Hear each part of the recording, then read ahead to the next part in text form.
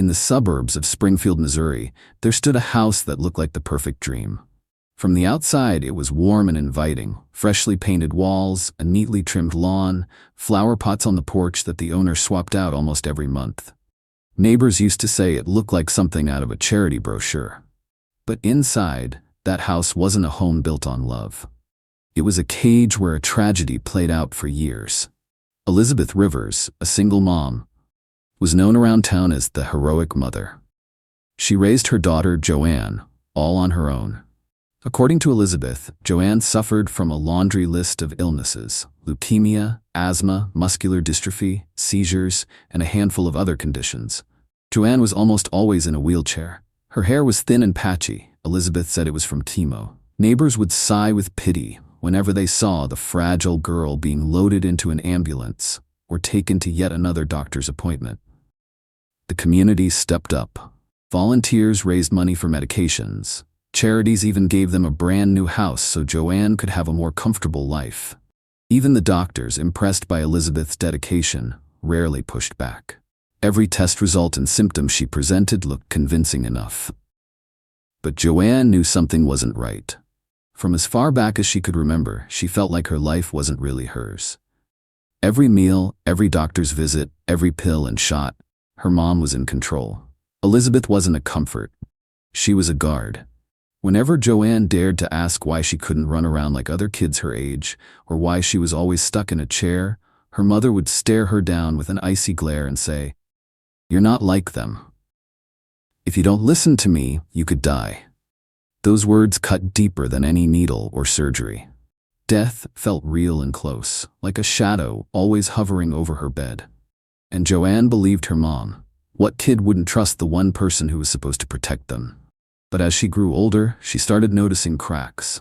She overheard conversations, caught the way doctors sometimes exchanged doubtful looks after her mother spoke. Some tests came back normal, yet Elizabeth still pushed for more exams, more treatments. Sometimes Elizabeth gave Joanne pills that made her feel even worse. By the time Joanne turned 18, nothing had changed. Her mom kept her passport, her medical papers, even her school records. To the outside world, she was still the eternal child, a fragile girl in a wheelchair hooked to IVs. But inside, one question kept getting louder. Why do I have to live as a prisoner when I just want to live like everyone else? On the surface, Elizabeth was still playing the saint, smiling for cameras, collecting awards, soaking up praise from neighbors. But deep down, she was terrified. Not for Joanne, but for herself. She knew that the second Joanne gained control of her own life, the empire of lies she'd built would collapse. The house gifted by charities became the perfect symbol of that fraud. To the town, it stood as a monument to a mother's sacrifice. To Joanne, it was a prison without bars, where her adulthood had been buried under the mask of endless sickness. And while the neighbors kept admiring the heroic mom, Joanne would sit by the window, watching kids ride their bikes and laugh in the street. In those moments, she knew her life would never change, unless she found the courage to break free from her mother's lies. Life for Joanne Rivers after turning 18 didn't look much different from her childhood. She wasn't allowed to drive, didn't have her own passport, and couldn't even run to the store without her mom's permission. Elizabeth was a master manipulator, not just with neighbors and doctors, but with Joanne herself. She drilled into her over and over. "You can't survive without me. You're way too sick to make it on your own." Those words were like a spell, locking Joanne inside a cage. On the surface, Elizabeth looked like a devoted mother, feeding her, tucking her in, escorting her to every appointment. But in reality, that care was nothing but iron chains. Every single day was mapped out. Meds that drained her strength, doctor visits where Joanne had to play the part of the helpless patient, charity events where she was expected to smile and put on the role of the fragile little angel. Everyone around them idolized Elizabeth. Some neighbors called her a saint. Others said she was the kind of mom every American woman should look up to. When news stations ran stories about Joanne, viewers cried in front of their TVs. "Poor girl. What an incredible sacrifice her mom is making." No one had a clue what was happening behind closed doors in that quiet house on the edge of town. Joanne tried to push back. More than once, she told her mom, "Mom, I can walk. I think I'm fine. But Elizabeth always snapped right back. Shut up. The doctors know better. Do you want to die? Then stop questioning me. In those moments, Joanne shrank back into the scared little girl who thought death was always around the corner. Yet year by year, her doubts grew stronger. What if the illnesses weren't real? Why could she sometimes walk across the room just fine? Why did the dizziness only hit after taking the medicine her mother gave her? Elizabeth didn't just terrify her with talk of sickness. She isolated her completely. Joanne had no real friends. Anytime she tried to connect with people her age, Elizabeth would shut it down with, "Her immune system is too weak." Even the internet and TV were monitored. Elizabeth checked her messages, blocked websites, and kept tabs on every phone call. But late at night, when her mother finally fell asleep, Joanne found her first taste of freedom. She'd sneak onto an old laptop and slip into online chat rooms. There, she wasn't the sick girl in a wheelchair. She was just Joanne, a young woman hungry for love, life, and independence. She talked with other teens, swapped movie and music recommendations, dreamed about going to college, traveling, even something as simple as choosing her own clothes. But every morning, when she shut the laptop, she was dragged right back into her prison. Inside her grew two lives. The public one, where she was still the eternal child in her mother's shadow, and the secret one, where she was slowly realizing she was an adult capable of making her own choices. One night, Joanne finally wrote in her journal, "I don't believe I'm sick anymore. I don't want to keep living someone else's life.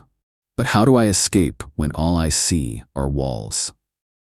Those words were her first open admission to herself. But for a long time, she didn't know what to do with them.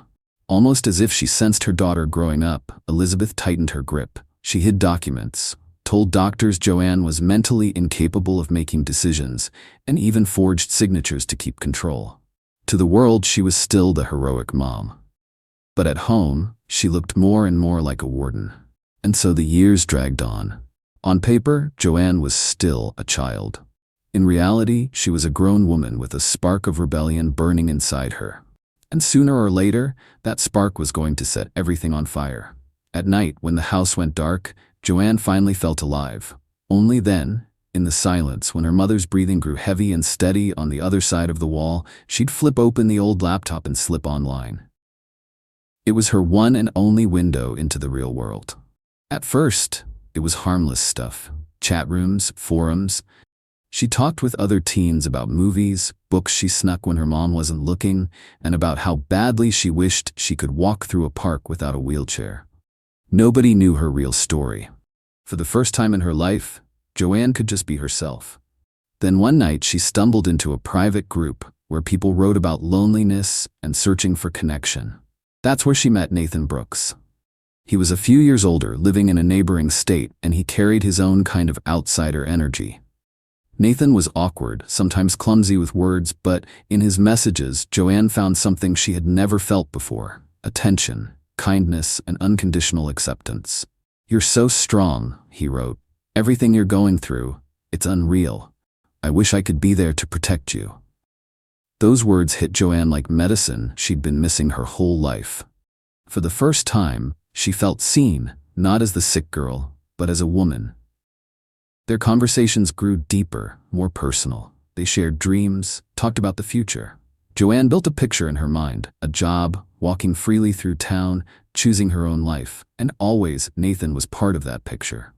But secret doors always come with risk. Her mom could sense the smallest change. If Joanne stayed online too long, Elizabeth would check her browser history, grill her with questions, even hide the laptop. Joanne learned to cover her tracks, clear the chats, switch passwords, fake being asleep. One night, Elizabeth caught her. The fury in her mother's eyes when she saw the messages was terrifying. She ripped the laptop out of Joanne's hands, slammed it against the wall, and screamed, "You have no right to talk to strangers. They'll use you. You're too naive." Joanne shook with fear, but inside something was different. The obedience was gone. She knew now that there was someone out there who saw her for who she really was, and no amount of control could erase that hope. After that night, Joanne got even more careful, but she didn't stop talking to Nathan. If anything, their bond only grew stronger. She started telling him the truth about her life, The cage her mom had built, the fake diagnoses, the fear, the loneliness. At first, Nathan didn't believe her. This sounds like something out of a horror movie. Could this even be real? But as she shared more details, his disbelief turned into rage at Elizabeth and deep sympathy for Joanne. Slowly, a conviction took root in his mind. He had to save her. For Joanne, who had spent years under her mother's shadow, that connection felt like freedom. Maybe only virtual for now, but real to her heart. And she realized, if someone out there was willing to risk something for her, maybe it was time she risked everything for herself. So in those long nights with her mother asleep and crickets singing outside the window, Joanne began to plan. Secret, forbidden, dangerous plans. She didn't know how it would all end. But she was sure of one thing. The door to freedom was open now. And there was no going back. Nathan and Joanne messaged each other every single day. At first it was innocent, quiet confessions, fragile dreams about meeting one day. But slowly, the conversations grew darker. "You realize," Nathan typed, "as long as you're in that house, you'll always be her prisoner." "I know," Joanne replied, "but I don't have a way out. I don't have documents, money, not even the chance to walk away. She'll find me anywhere." Then, maybe the only way is if she's gone. The moment those words appeared on the screen, Joanne froze. She slammed the laptop shut, her heart pounding so hard she thought the walls might hear it. But later, in the silence, she opened it again, and she realized, as terrifying as it sounded, there was a brutal truth in what he'd said.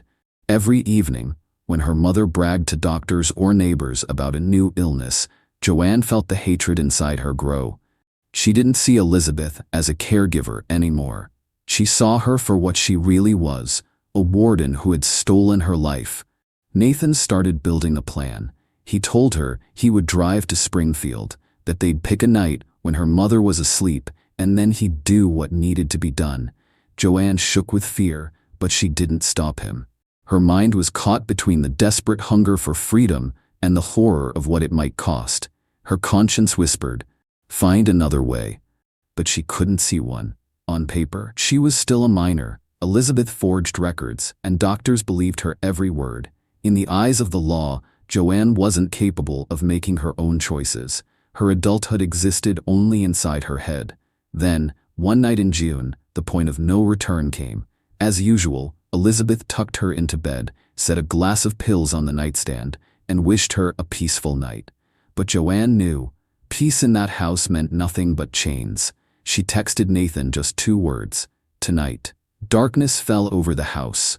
The neighbors' windows went dark. The street slipped into silence. Joanne sat in her room, trembling, listening to a dog barking somewhere far away. She knew Nathan was close. And then it happened. A sudden crash. Shouts. Heavy thuds. Elizabeth fought back, but she was no match for the rage of a young man who had convinced himself he was saving the girl he loved. Joanne sat frozen in her room, hands clamped over her ears. She didn't see exactly what Nathan did, but she knew. It was over. When the noise finally died, the silence was unbearable, thick with something heavy and final. Joanne stepped out of her room and saw the sight she had feared most. Her mother lying still. In that moment, freedom and horror collided. She didn't cry, she felt nothing but emptiness. Only one thought echoed in her mind. The chains are gone now. But with that came another truth, one even sharper. There was no going back. Joanne and Nathan packed quickly, throwing clothes and essentials into bags. They left, convinced they were driving toward a new life, one without lies, without pain. But they had forgotten one thing. The world outside was not deaf to the scream they had left behind. Morning in Springfield started out like any other. Kids walked to school. Neighbors mowed their lawns. The mailman did his rounds. But on the street where the River's so-called House of Hope stood, everything had changed. Elizabeth didn't step out onto the porch, didn't wave to the neighbors, didn't drive Joanne to a doctor's appointment. The house was unusually quiet. Then a post popped up on social media. "Something's wrong at the River's place. No one's answering." Soon, police cars pulled up. The front door was cracked open. Inside, officers found what would shake the entire town: Elizabeth's body, signs of a violent struggle, and an empty house. Joanne was gone. Rumors spread like wildfire. People whispered that she'd been kidnapped. Everyone remembered her as the fragile, helpless girl. Volunteers organized search parties, neighbors prayed, and local news ran the headline: "Young Joanne Rivers vanishes under mysterious circumstances." But the truth came out faster than anyone expected. Within hours, police traced Joanne and Nathan. Surveillance footage showed them at a roadside diner. Witnesses reported seeing them board a bus together. They weren't hiding. They truly believed they were finally free. When police arrested them in the next day over, Joanne was sitting beside Nathan holding his hand.